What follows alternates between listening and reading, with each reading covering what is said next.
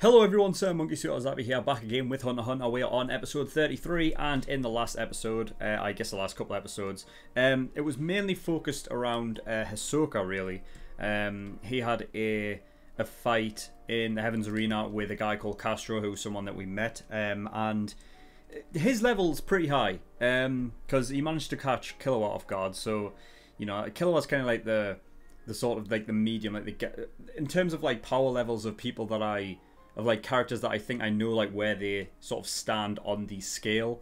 I suppose Killua kind of for me like sits like in the middle, so he's kind of like the gauge that I use. It's like, well, if he's better than Killua, then he's pretty fucking good. But not better than Hisoka, because he got outdone essentially. It looked like Castro was, you know, walking away with it, but of course Hisoka being Hisoka, he was always going to be in the fight. He never for once seemed like out of his element. I mean, he gave up both of his arms. He allowed Castro to cut them both off. But yeah, Hisoka eventually came away with the win. I don't think he killed him. I could be wrong. I mean, I don't see how any of Hisoka's attacks with the cards and stuff and fling them into him would have killed him, because they embedded into Castro, but they didn't get far enough in, I believe, to actually cause any death. You know what I mean? But Hisoka had like wobbled his head quite a bit, so he was probably a bit concussed, and you know, the extra bit of pain probably didn't help. He's probably just out cold, but I don't know if it'll be confirmed or not. But the biggest revelation really was the fact that Hisoka was a part of the Phantom Troop. Now, the Phantom Troop, believe he is. I said beforehand that I feel like he's only in it for himself, and he's not, you know, he's not truly a part of the group, shall we say. And then at the end it was confirmed anyway, because he had used some of that texture surprise stuff to have the spider tattooed like over that thing, so it was a fake tattoo. And then we met the pink-haired girl, who we didn't get a name of, I don't believe, but she had some really like crazy power thing by using Nen in order to stitch Hisoka's arms back in, like all the nerve endings and everything and all that. So that was really cool, but we didn't get her name. So yeah, it's interesting. It does, like, you know, go back to the thing of at the end of the exam, when Hisoka was up against Kurapika, the reason why Hisoka knew where the Phantom Troop was going to be. It kind of makes sense and all comes full circle. The reason why he knew they were going to be there is because he was a part of it, you know. So yeah, interesting. Other than that, I don't think there's anything else to really talk about. I mean, I guess if we're going back to what Gon is doing, he was healing up. He'd healed within a month, even though he had a 4-month recovery time. But he's still, like, he promised that he was going to, you know, focus entirely on training his 10. So, you know, he's still doing that right now. Other than that, I don't think there's anything else to really talk about. So, we're going to get in episode 33, see what we get. So, without further ado, let's go.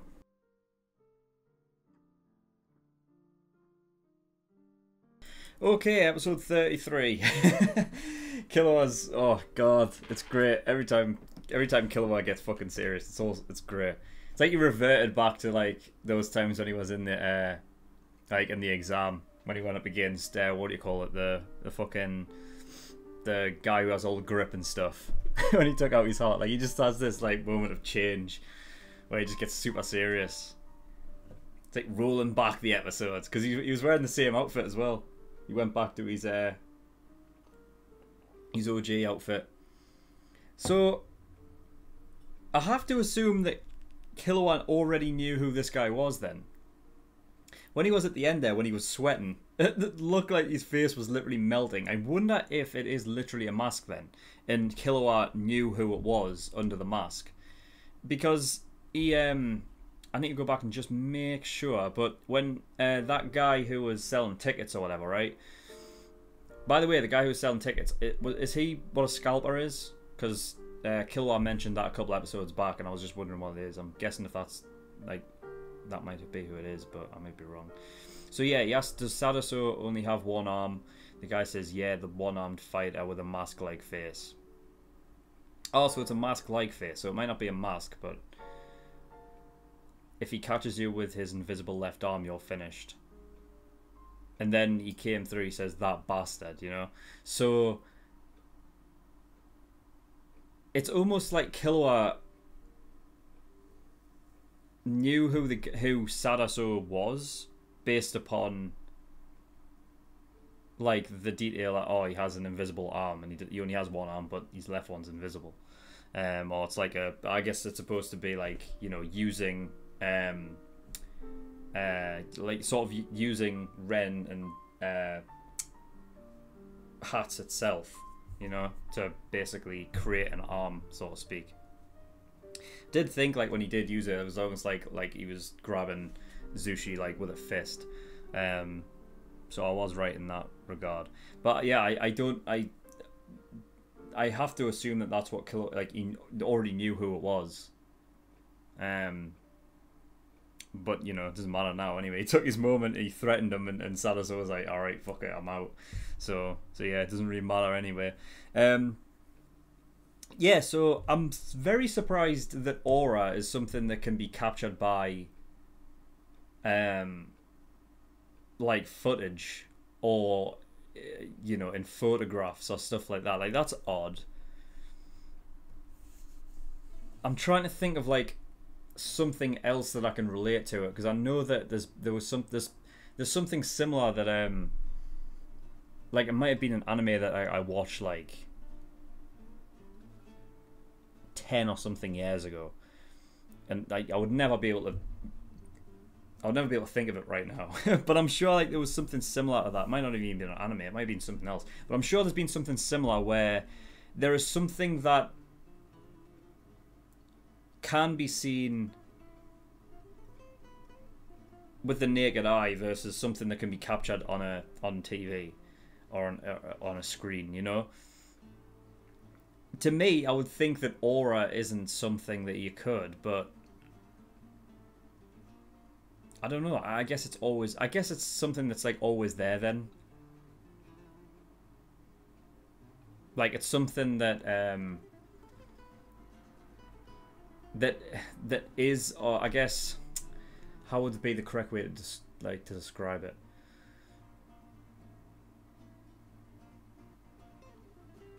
Because it's like air, I guess, but even with like, you know, using Gyo, Ren in your eyes, like you wouldn't be able to see air. You know what I mean? So I guess you know, it's something that's there. So it is applicable. It's just only being able to see when you do that. So I guess even in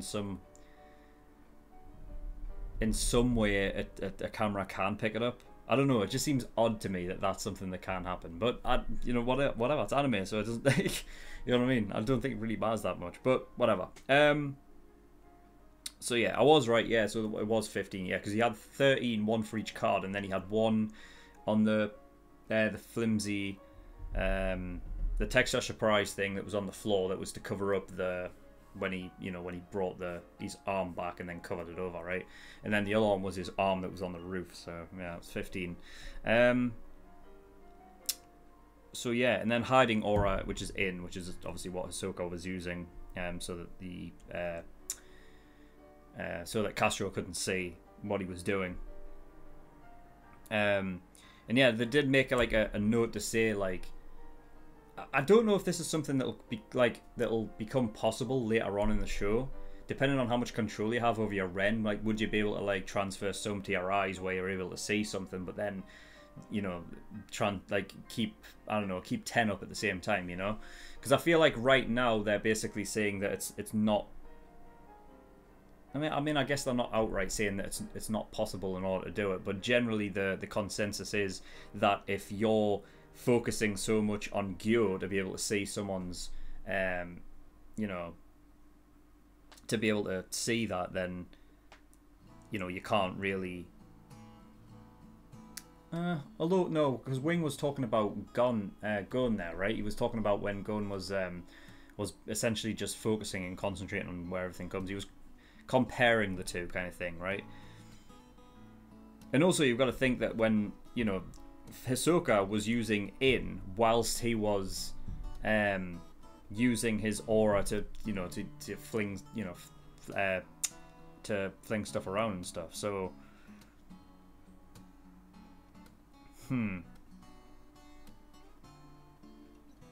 Yeah, so there is way of sort of distributing to different places then, I guess, to do different things.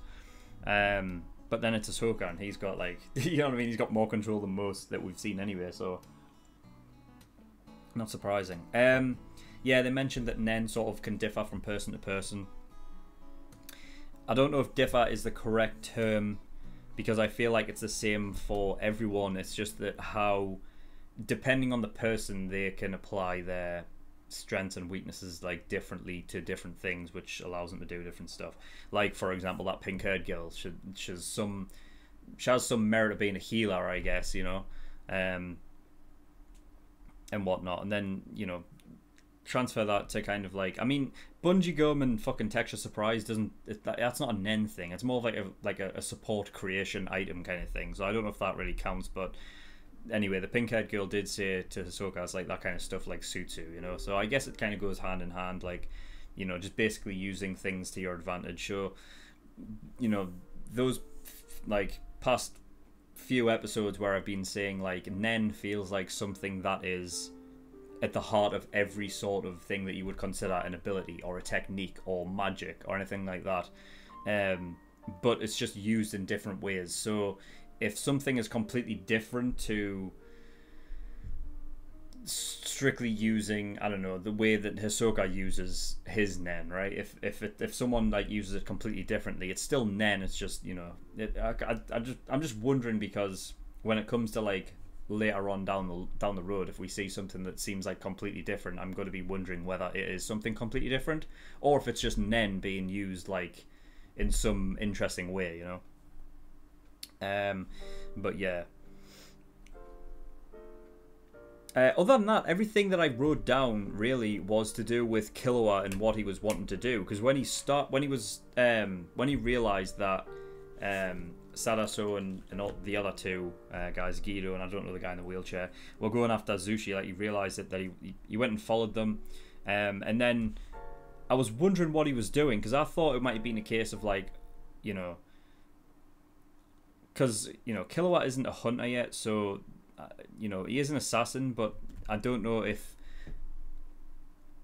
Killua, because he is an assassin, is just able to go out and kill anyone. Like, there may be some contract kind of thing involved with an assassin family, because Hisoka mentioned that when you get a hunter license, that, you know, the consequences of killing diminish. I don't know if they go away entirely, but he did say that the consequences aren't really there that they normally are if you're not a hunter. And because Killua isn't, I was wondering if he could have just stood there and killed them anyway, but he chose not to because of perhaps some consequences. So instead, in order to give him a way to kill them without any trouble, that he was wanting to fight them in the arena. And what I thought he was doing was extending their time limit in a way, because it would have been too late for them waiting for Killua and Gon at the end, because they were only going to fight at the end, right? So I thought, because Killua is, you know, kind of his own person, Gon would, you know, he would be fine making that promise and being like, yeah, fine, I'll fight on the last day of the like the last day that I possibly can. But Killua kind of being his own person, not really caring about that, being like, all right, I'll fight you first, that'll extend your time limit, you know, and then you'll be able to fight him anyway.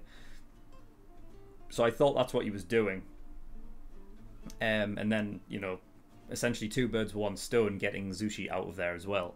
And then I kind of like learned a little bit later on, it's like, oh, wait a minute, because now he's freed Zushi. Killua doesn't really care about, like, you know, it wasn't necessarily a promise either, and even if it was, I honestly don't think Killua would care about it. It's like, yeah, I promise that, you know, this, you know, that I'm going to let you win. I don't think Killua would care about that. You know, maybe for someone like a bit, you know, like somebody that's actually a decent person and not just some fucking fuckhead that's trying to fuck them over. I don't, you know, so whatever. But he learned Gyo overnight after, you know, I don't know whether he learned who Sadaso like really was, if he knew him from before or whatever, but, you know, end of the day, he got pissed off and he was like, I'm not waiting any longer. I'm just going to learn Gyo overnight. And he did. And so did Gon as well. So So yeah. The only other thing I have is that Killua, after it was both like confirmed that they like were able to use Gyo, that Wing allowed them to fight earlier. Now I can't really tell. It seems like with Wing, he seems strict in that kind of sensei role, that sort of teacher role, where, you know, he has like discipline in regards to training. Like I don't know if it really matters to him if somebody completes something before they are meant to. So maybe like I could see him being a case of like, oh, if you learned Gyo before, you know, the end of you know, so before the 9th and the 10th, right? That I could say, like, so if they like learned it a week before, for example, right, that he would still see out that original like that original order from before. So it'd be like, you know, yeah, you learned it a week before, but you still have to, you know, I'm still not going to let you fight until those dates, because, you know, there's, you know, you're training more, and training can only be a good thing, you know what I mean? So it makes no sense why he wouldn't just tell them to keep training, you know. But I wonder, because the only reason why I'm talking about this is because Killua specifically said, yeah, he said, Killua says, my biggest concern was the master, and he agreed. And I guess that has to deal with the fact that Zushi almost got, you know, he was almost taken as collateral, you know. So I wonder if, you know, even though Wing is not showing it, he's a bit pissed off. You know what I mean? He's like, right, well, I can see what's going on here. You've learned Gyo, which was my, you know, the original goal, which you've done. So screw it, I'll let you fight. But so I think that was just a little something that I picked up from Wing's point of view, and only because Killua brought it up. But yeah, that's all I've got. So that's Sadaso taken care of. I guess because there's only 2 of them left, that they are going to both fight Guido and whoever the guy in the wheelchair is. I would like if Killua went up against the guy in the wheelchair and Gon got a second chance at Guido, because then Guido gets, because Gon gets, you know, his own back against Guido, and then, you know, Killua goes up against the guy in the wheelchair. We still don't know what his deal is yet, but yeah, and then once they take out those 2, then, you know, that's it. That's those 3 dealt with. I mean, I would say it would be dealt with just for the sake of the story. I mean, with the Heavens Arena rules, I don't think I think they can all afford 1 loss, you know. But, you know, depending on how badly they beat them, like, Killua could just straight up kill a guy if he wanted to, you know. I'm not sure if Gon would, but who knows? I mean, stranger things have kind of happened.